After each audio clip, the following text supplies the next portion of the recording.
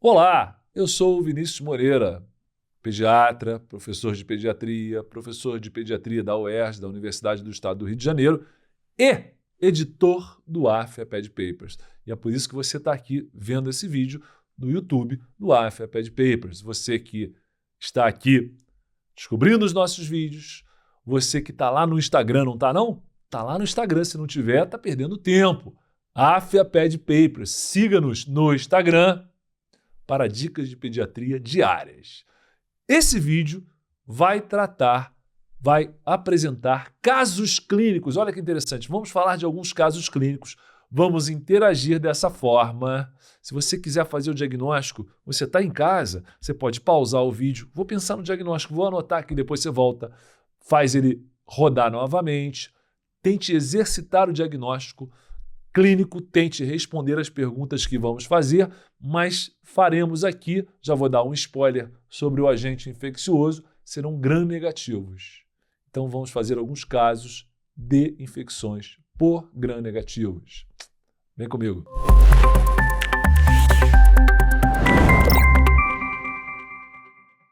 Muito bem, pessoal, vamos falar de infecções por gram-negativos e o primeiro tem o seguinte título: Cuidado com o meningococo. Vamos lá.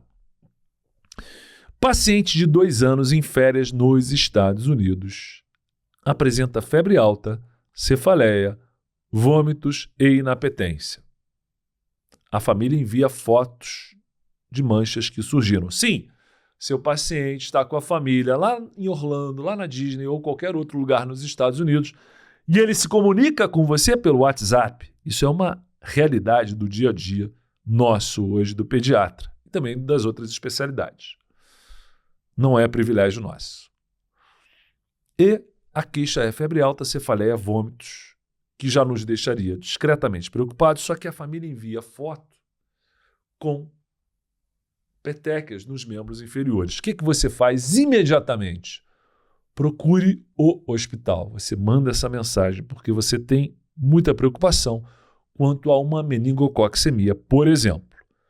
E a sua sugestão é prontamente acatada, a família vai ao hospital e lá chegando, diante realmente de uma suspeita de meningite, a criança inclusive tinha rigidez de nuca, uma criança de 2 anos, fez exames que foram exame de sangue, PCR muito alto, VHS elevado, leucocitose, desvio para a esquerda, tomografia, punção lombar.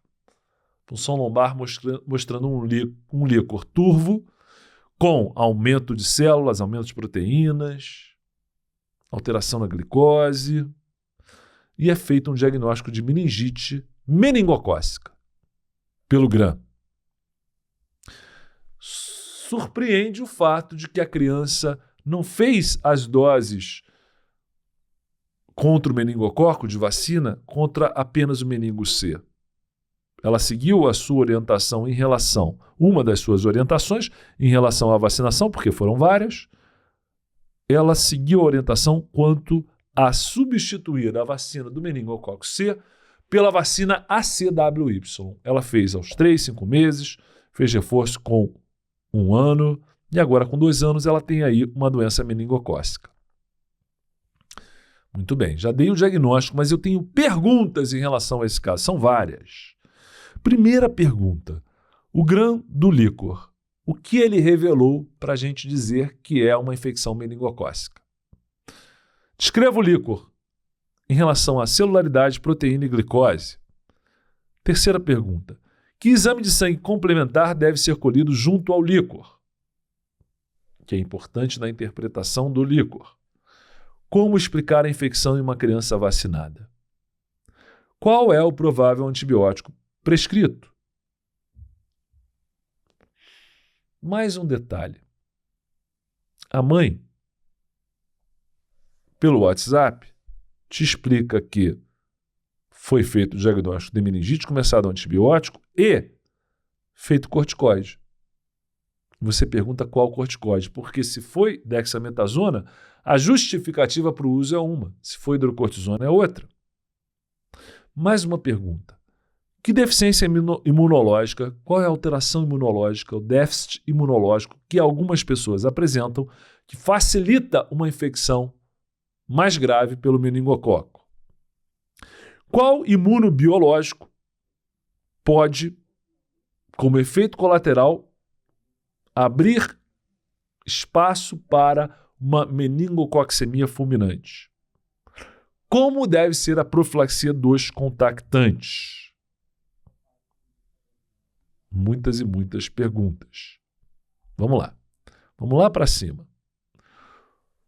Doença meningocócica.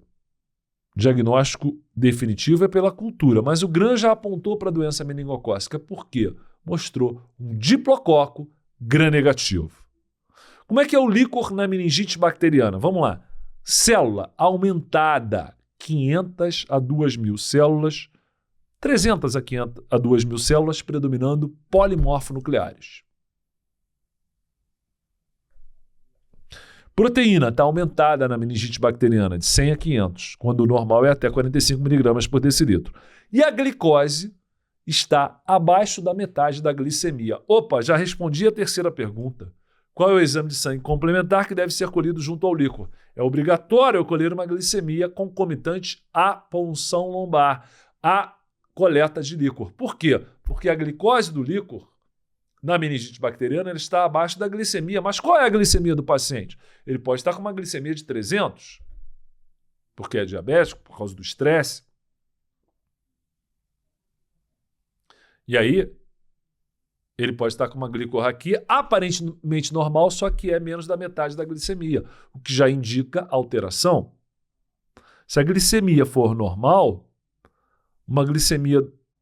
se a glicemia for normal, uma glicorraquia, uma glicose do líquor abaixo de 40, é uma hipoglicorraquia, que é o que eu vejo na meningite bacteriana. Então, na meningite bacteriana, aumento de células, muito mais do que 5 células, 300 a 2.000 com predomínio de polimorfo, proteína muito aumentada e glicorraquia baixa. Agora, uma pergunta que não quer calar. Essa criança fez a vacina CWY. Como é que ela está com meningite meningocócica? Será que a vacina não funcionou? Sim ou não? Manda lá no chat. Não funcionou? Não é isso. A vacina contra o meningococo, conjugada com componente proteico, ela é extremamente eficaz. Inclusive a CWY protege contra o sorogrupo A, CWY.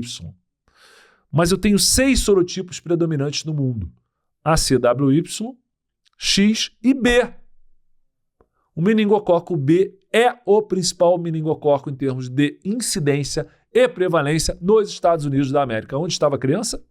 Nos Estados Unidos da América. Então, ela foi protegida pela CWY, mas aquela sua outra indicação de vacina, que era para fazer também, infelizmente tem que ser no privado, porque ainda não tem no público, espero que um dia tenha, certamente terá, também fazer a vacinação específica contra o meningo B, que é separada dos outros. Meningo B, a vacina deve ser feita aos 3, 5 meses e 12 meses de reforço. A criança não fez. E aí veio o meningococo B. Provável antibiótico. Diante do meningococo, posso fazer uma penicilina? Posso, mas na meningite eu não arriscaria. Faria uma ceftriaxona pelo menos. Boa penetração no sistema nervoso central, boa ação contra o meningococo. A mãe lhe disse que, além do antibiótico, foi feito corticoide. Digamos que o corticoide tenha sido a dexametasona. Lógica do processo, lógica da prescrição da dexametasona. Quando eu faço antibiótico na meningite, eu desencadeio morte bacteriana e um processo inflamatório a nível do sistema nervoso central. Eu vou salvar a criança, e é isso que é o meu objetivo, primordial, principal. Só que o processo inflamatório pode levar a sequelas.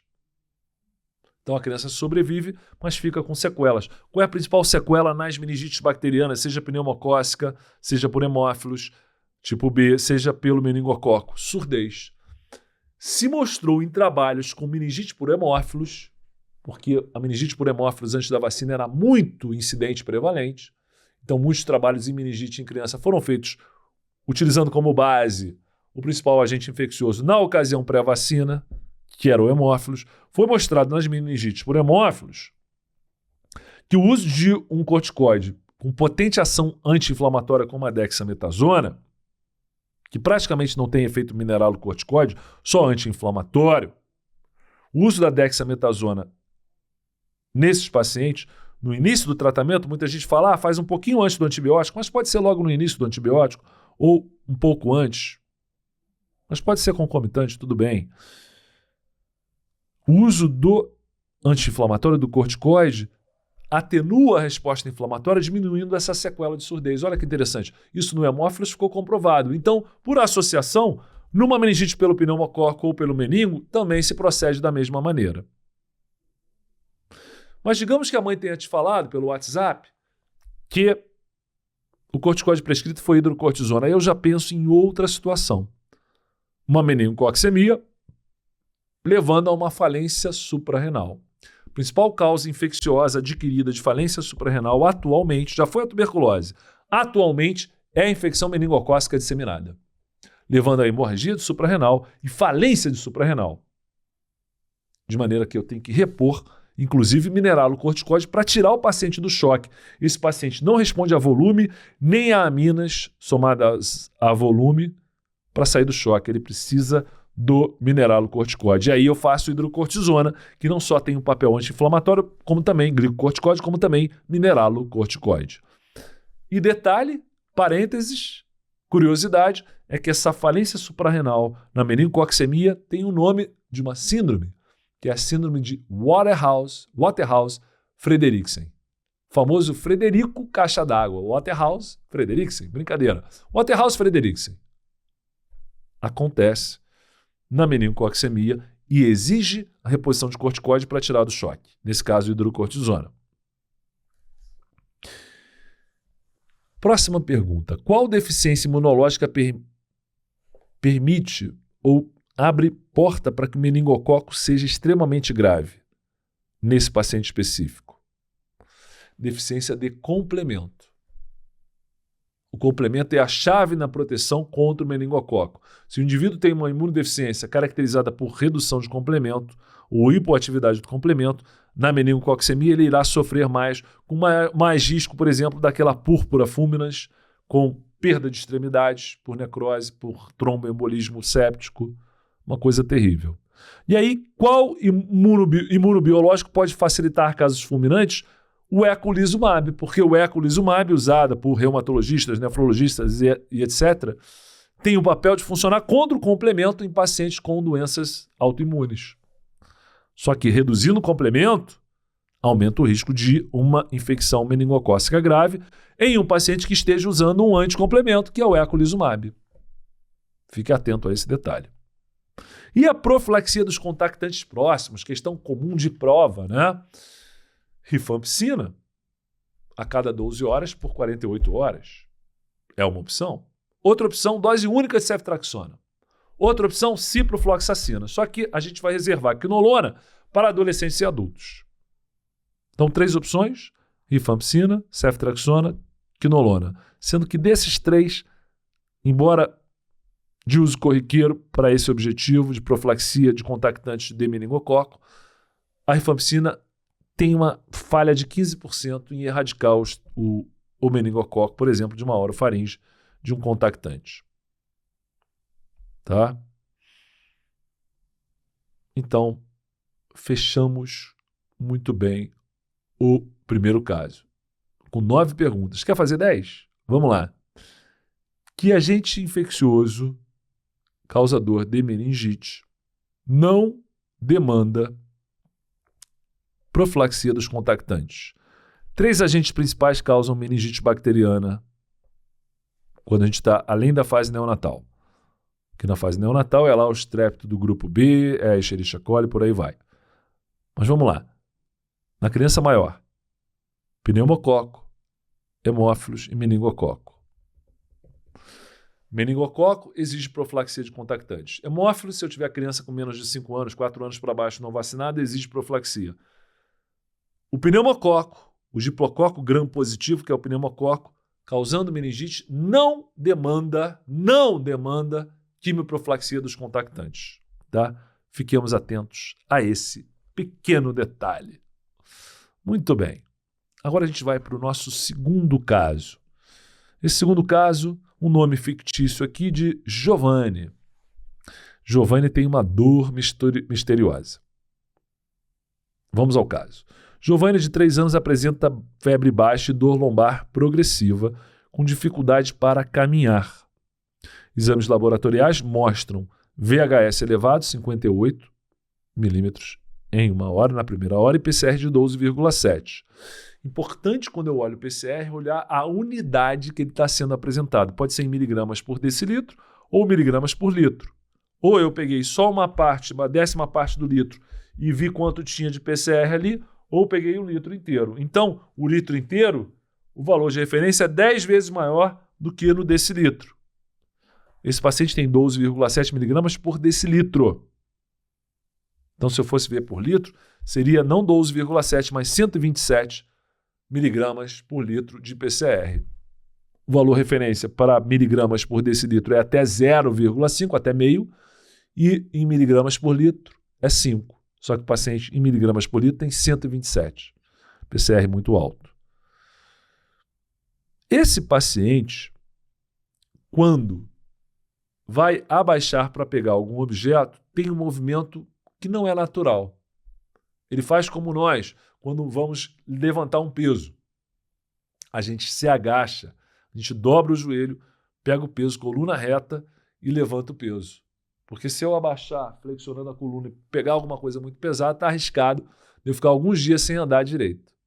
Mas criança não está nem aí. Ela dobra a coluna e puxa o objeto, pega o objeto.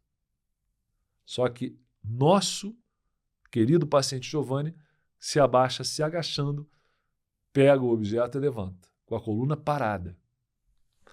Isso levou a uma preocupação, uma desconfiança, feito um raio-x da coluna em AP e perfil e se observa o espaço intervertebral entre 2 vértebras reduzido.